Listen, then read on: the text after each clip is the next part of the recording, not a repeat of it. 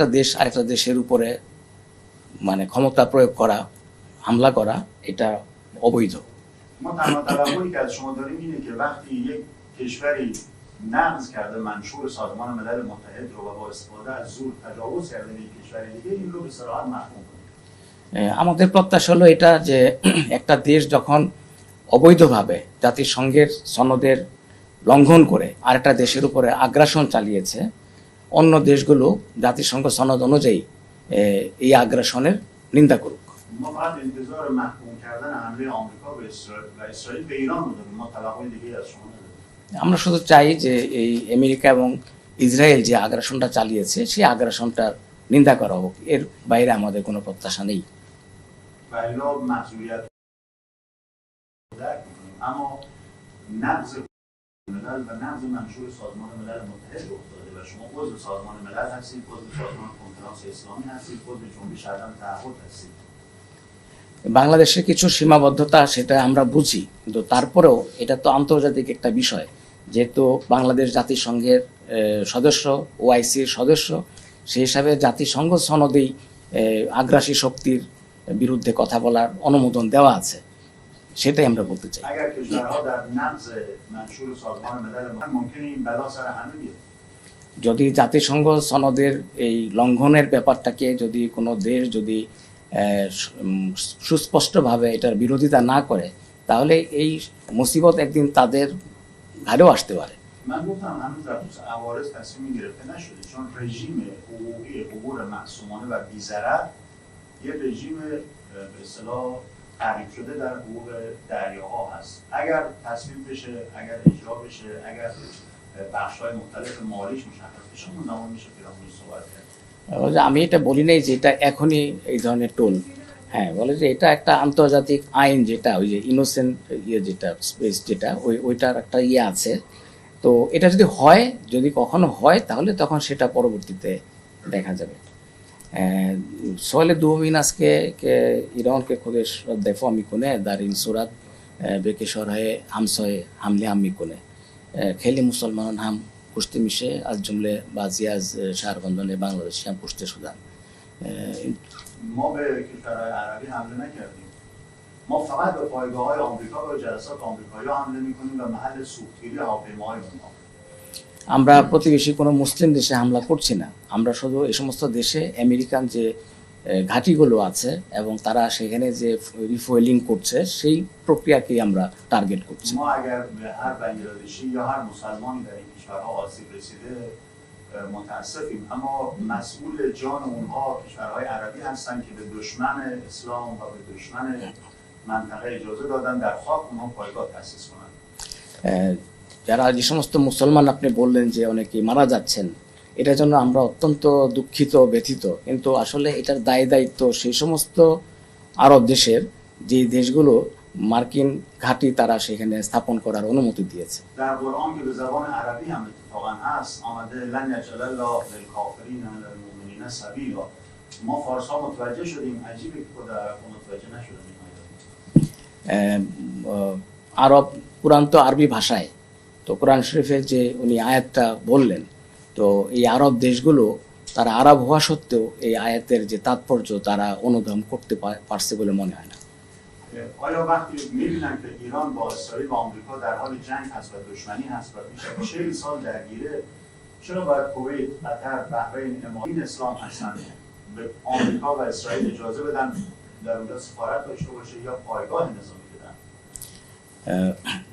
গত 30-40 বছর ধরে এখানে যে একটা মধ্যপ্রাচ্যে যে একটা সমস্যা যাচ্ছে, এই সমস্যা থাকা সত্ত্বেও এই দেশগুলো, এই অঞ্চলের আরব দেশগুলো কি করে তারা এই পারলো যে আমেরিকা ঘাঁটি এখানে করার অনুমতি দিতে বা ইসরায়েলের মতো একটা রেজিমকে তারা স্বীকৃতি দিতে বা তাদের দেশে দূতাবাস করার অনুমতি দিতে। ضرب المثل ایرانی هست که میگه که دوست دشمن من دشمن من هست. তো ইরানে একটা প্রবাদ আছে যে আমার যে শত্রুর বন্ধু আমার শত্রু। اسرائیل 80,000 مسلمان رو در غزه کشته. গাজায় 80,000-এরও বেশি মানুষকে হত্যা করেছে ইসরায়েল। آمریکا 180 دانش آموز ما رو در کمتر از 10 دقیقه کشته. আমেরিকা 10 মিনিট সময়ের মধ্যে আমাদের 180 জনেরও বেশি শিশু শিক্ষার্থীকে হত্যা করেছে। آیا به نظر شما ما باید به پایگاه‌های آمریکا در کشورهای عربی رحم کنیم؟ আপনারাই বলেন আমাদের পক্ষে কি এটা সম্ভব যে এই অঞ্চলে আমেরিকান ঘাঁটিগুলোকে আমরা ছেড়ে দিব? اسلامی که خود قرآن به زبان عربی گفته و عرب‌ها هم اون رو صادر کردن به ایران، باز آیه داره خودتون و دشمنان خدا رو.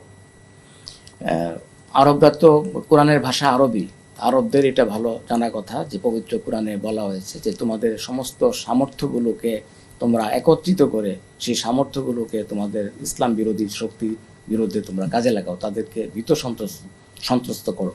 ما شاید دختران ما و کودکان ما در خون خودشون بغلطن، اما کسی نیستیم که دختران ما جلوی ترامپ برقصن و هواپیما به ترامپ هدیه بدیم. এটা ঠিক যে আমাদের জনগণ কখনোই মানে আমেরিকার বিরুদ্ধে অত্যন্ত দৃঢ়ভাবে ই করবে, কিন্তু তাদের আমেরিকার কথায় তারা যে নাচবে এরকম না জনগণ। فرق یهودی‌ها وارد میشه افتخار می‌کنه. متوجه نشد. اما به وجود موشک‌هایی ساخت جوانان ایرانی و ساخت سپاه است و بر فرق یهودیان در تل‌آویو وارد میشه افتخار می‌کنه. আজকে আমাদের দেশের যুবকরা যে ক্ষেপণাস্ত্র প্রযুক্তিতে স্বাবলম্বী হয়েছে, ক্ষেপণাস্ত্র বানিয়েছে এবং সেটা যে আজকে মানে জায়নবাদীদের উপরে সেটা মানে বাস্তবায়ন করছে, আঘাত হানছে, এটাতে আমরা গর্ববোধ করি। و به وجود رهبری که ایستاد مثل امام حسین و شهید شد و میدان جنگ رو ترک نکرد افتخار می‌کنیم. আমাদের যে সুপ্রিম লিডার ছিলেন তিনি যে মানে মাথা উঁচু করে দাঁড়িয়েছেন এবং কখনোই উনি যে কারো কাছে নথি স্বীকার করেন নাই, আত্মসমর্পণ করেন নাই, শেষ পর্যন্ত উনি শহীদ হয়েছেন, এটাতে আমরা গর্ববোধ করি। به نظر من شما از مسئولین عربی بپرسید چرا پایگاه به آمریکا دادن؟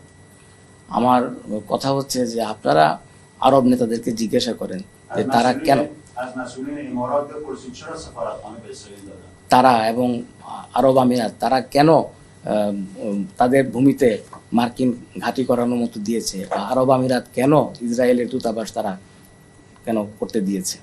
از اردن هاشمی که معتقد هست به بنی هاشم و به مسلمانان صدر اسلام برمیگرده رگوریش اونها بپرسید چرا سفارت به اسرائیل دادن؟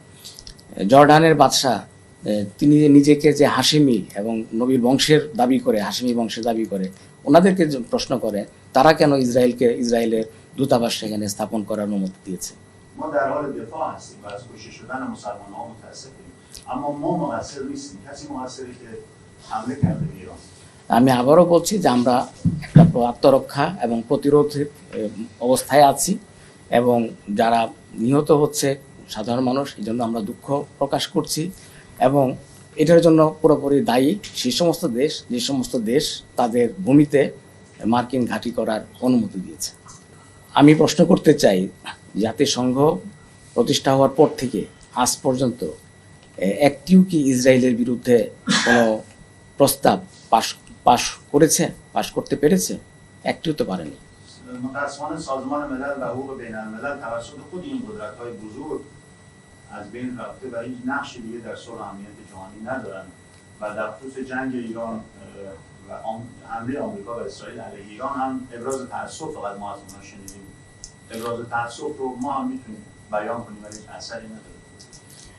আসলে জাতিসংঘ সহ আন্তর্জাতিক সংস্থাগুলো শক্তিশালী দেশগুলোর মানে হাতিয়ারে পরিণত হয়েছে। তারা আসলে বিশ্ব শান্তির ক্ষেত্রে গুরুত্বপূর্ণ কোনো ভূমিকাই তারা পালন করতে পারছেন না। সম্প্রতি আমাদের এই যে চলমান যুদ্ধের ব্যাপারেও জাতিসংঘ শুধু দুঃখ প্রকাশ করেছে, যে শুধু দুঃখ প্রকাশে তো কিছু হয় না। من این داستان کوتاه بگم که نقش سازمان ملل رو بهتر فهم میده. আমি একটা ছোট একটা ঘটনা বলতে চাই যেটাতে জাতিসংঘের যে ভূমিকাটা আরো সুস্পষ্ট হবে। یک حاکم ظالمی بود و در حق مردم ظلم میکرد. একজন খুব অত্যাচারী শাসক ছিল যে মানুষের উপরে খুব বেশি অত্যাচার করত। یک مظلومی آمد نزد حاکم و شروع کرد به شکایت از به اصطلاح حاکم ماموران. তো একজন খুব অত্যাচারিত একজন মজলুম ব্যক্তি এসে তার সৈন্য সামন্তরা যে জুলুম করতো সেটার একটা মানে ব্যাখ্যা উনি দিলেন, অভিযোগ করলেন। اون حاکم به جای اینکه دستوری بده شروع کرد به نفرین کردن ماموران و گفت خداوند اونها رو در قیامت بدبخت کنه، خداوند اونها رو در قیامت به جهنم ببره، نفرین میکرد. তো ওই শাসক জালেম শাসক তখন এই অভিযোগ পাওয়ার পরে তার সেনাবাহিনীকে কোনো মানে অ্যাকশন না নিয়ে শুরু করলো তার সেনাবাহিনীকে বকাবকি করা যে তোমরা অত্যন্ত জালেম এই সেই। اون مظلوم از کاخ حاکم رفت. حاکم پرسید کجا میری؟ گفت یک مادر بزرگی دارم از شما خیلی بهتر نفرین میکنه. তখন ওই যে যে অভিযোগ করলো মজলুম ব্যক্তি এটা দেখে সে চলে যাচ্ছিল। তখন ওই জালেম শাসক তাকে জিজ্ঞেস করলো কোথায় যাও? তখন সেই মজলুম ব্যক্তি বলল যাচ্ছি আমার এক নানি আছে, নানির কাছে, যে নাকি আপনার চেয়ে আরো বেশি গালমন্দ করতে পারে তার কাছে। سازمان ملل باید ابراز تعجب کنه. তো জাতিসংঘের অবস্থা এরকম, শুধু দুঃখ প্রকাশ করা।